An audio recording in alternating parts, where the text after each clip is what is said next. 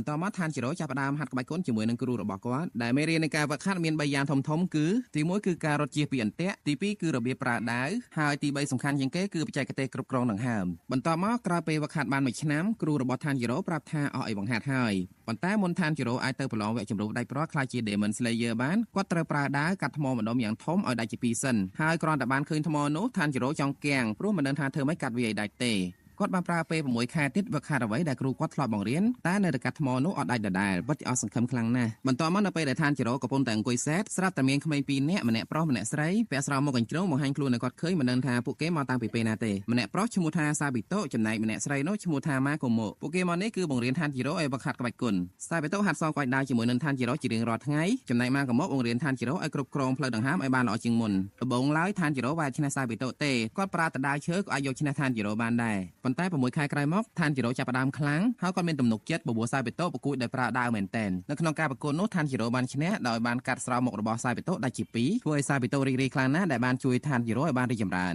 ហើយម៉ាកូម៉ូក៏រីករាយដូចគ្នាពេលនោះនាងបានជូនពរឋានជីរ៉ូឲ្យទទួលបានជោគជ័យគ្រប់ទីកន្លែងបន្ទាប់មកពួកគេក៏រលាយខ្លួនបាត់ធ្វើឲ្យឋានជីរ៉ូចម្លែកចិត្តខ្លាំងណាស់ដោយយល់សប្តិអញ្ចឹងហើយអ្វីដែលគួរភ្ញាក់ផ្អើលជាងនឹងទៀតគឺឋានជីរ៉ូបានឃើញថ្មដែលលោកគ្រូគាត់ឲ្យកាប់នោះបានដាច់ជាពីរបន្ទាប់មកគ្រូរបស់ឋានជីរ៉ូបានបង្ហាញខ្លួនហើយក៏មានការភ្ញាក់ផ្អើលខ្លាំងណាស់ដែរដែលឋានជីរ៉ូកាត់ថ្មនោះដាច់គាត់មិនគិតថាឋានជីរ៉ូអាចកាត់ថ្មនោះដាច់ទេប៉ុន្តែឋានជីរ៉ូបានធ្វើឲ្យគាត់មានមោទនភាពខ្លាំងណាស់សម្ដីរបស់លោកគ្រូបានធ្វើឲ្យឋានជីរ៉ូរំភើបរហូតដល់ស្រក់ទឹកភ្នែកនៅយប់នោះលោកគ្រូបានធ្វើម្ហូបឆ្ងាញ់ជប់លៀងជូនដំណើរឋានជីរ៉ូទៅប្រឡងហើយគាត់បានប្រគល់ស្រោមមុខកញ្ជ្រោងមួយឲ្យឋានជីរ៉ូប្រាប់ថាស្រោមមុខនោះគឺជាស្រោមមុខនាំសំណាងពេលស្អែកឡើងគ្រូរបស់ឋានជីរ៉ូបានឲ្យឋានជីរ៉ូខ្ចីដាវ Demon Slayer របស់គាត់យកទៅប្រឡងហើយគាត់បានផ្ដាំផ្ញើឋានជីរ៉ូថាឲ្យទុកចិត្តចុះគាត់ចេះមើលថែនៃសកលហើយកុំព្រួយបារម្ភពីនាងអីប៉ុន្មានថ្ងៃក្រោយមកឋានជីរ៉ូបានធ្វើដំណើរទៅដល់ភ្នំ Fuji Kasane ដែលនៅទីនោះមានបេក្ខជនជាច្រើនបានមកចូលរួមប្រឡងដើម្បីធ្វើជា Demon Slayer បន្ទាប់មកមានក្មេងស្រីកាត់សក់ការ៉េ2នាក់បានចេញមកប្រកាសលក្ខខណ្ឌនៃការប្រឡងដែលស្ដាប់ទៅងាយទេគឺបេក្ខជនទាំងអស់ត្រូវរស់នៅលើភ្នំ Fuji Kasane នឹងរយៈពេល7យប់7ថ្ងៃ